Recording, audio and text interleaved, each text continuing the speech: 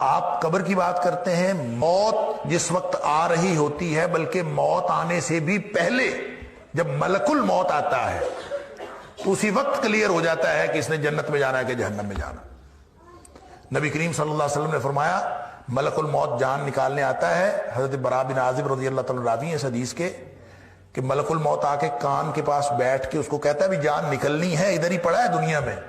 تو وہ آ کے کان کے پاس کہتا ہے اس کو جس نے جنت میں جانا ہوتا ہے اس کے لیے وہ جنت سے کفن لے کے آتے ہیں، خوشبودار کفن جس میں روح ڈالنی ہوتی،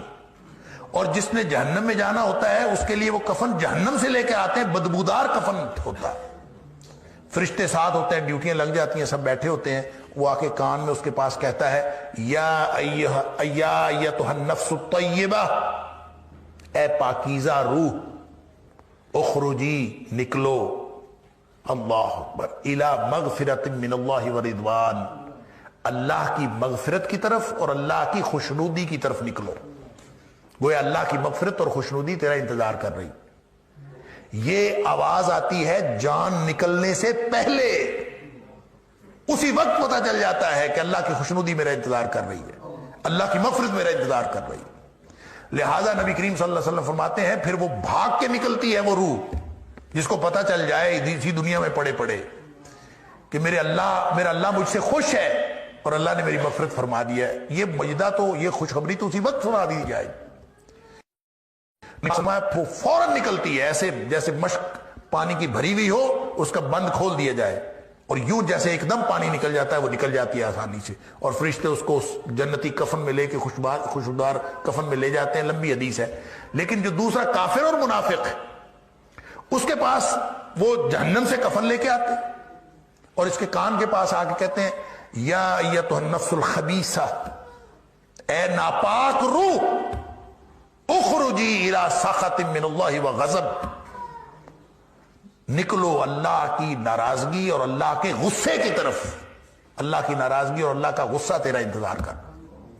جس کو اس دنیا میں پڑے ہوئے یہ پتہ چل جائے کہ میرے اللہ کی ناراضگی میرا انتظار کر رہی ہے، میرے اللہ کا غصہ میرا انتظار کر رہا ہے، تو وہ کیسے نکلے گی؟ تو نبی پاک صلی اللہ علیہ وسلم فرمایا فتفرق فی جسدہ، وہ پھر جسم کے اندر ہی چھپتی پھرتی ہے، باہر نہیں نکلتی، پھر اس فرشتے کھینچ کر نکالتے ہیں، اللہ اکبر۔ اور آپ نے مثال بیان فرمائی فَيَنْزِعُهُ، پھر اس کو نکالتے ہیں کھینچ کر، کما يُنْتَزَعُ الصَّفُودُ مِنَ الصُّوفِ الْمَبْلُولِ، جس طرح گیلی اون کے اندر لوہے کی گرم سلائی ڈال دی جائے اور اون اس کے اندر چمٹ جائے تو پھر اس کو کھینچ کر نکالا جائے تو جس طرح وہ اون تار تار ہو جاتی ہے، فرمایا اس طرح سے فرشتے اس کو کھینچ کر نکالتے ہیں۔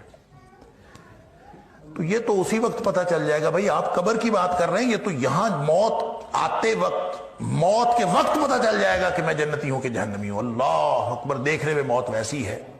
تو یہ سارے مراحل اسی کے مطابق طے ہوں گے، اسی میں ایک مرحلہ اعمال نامے دیے جانے کا ہے اور اسی میں مرحلہ جو ہے وہ پھر جنت اور جہنم کی طرف چلے جانے کا ہے۔ یہ سارے مراحل ہیں لیکن سسپینس کہیں نہیں ہے۔ یہ کہنا کہ سسپینس ہے، سسپینس والی بات جو ہے وہ میں نے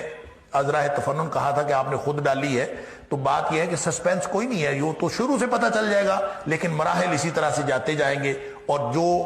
اس کا مطلب یہ ہے کہ جو شخص اعمال نامہ بائیں ہاتھ میں جس کو ملے گا وہ اس وقت تک کوئی نہ کوئی توقع رکھے گا کہ شاید میرے اگلے حالات ٹھیک ہو جائے، ہو سکتا ہے ایسی بات ہو، اس لیے وہ دیکھتے ہی جو ہی اس کو اعمال نامہ ملے گا تو وہ کہے گا کہ یا لیتنی لم اوت کتابیہ، اے کاش مجھے اعمال نامہ دیا ہی نہ جاتا اور میں اس سے پہلے ہی مر جاتا، موت آئی تھی، موت کے بعد میں مجھے دوبارہ زندہ ہی نہ کیا جاتا۔ تو اس کا مطلب ہے وہ جو اگلا عذاب دیکھے گا اس کے مقابلے میں پچھلا عذاب تو کچھ بھی نہیں ہوگا،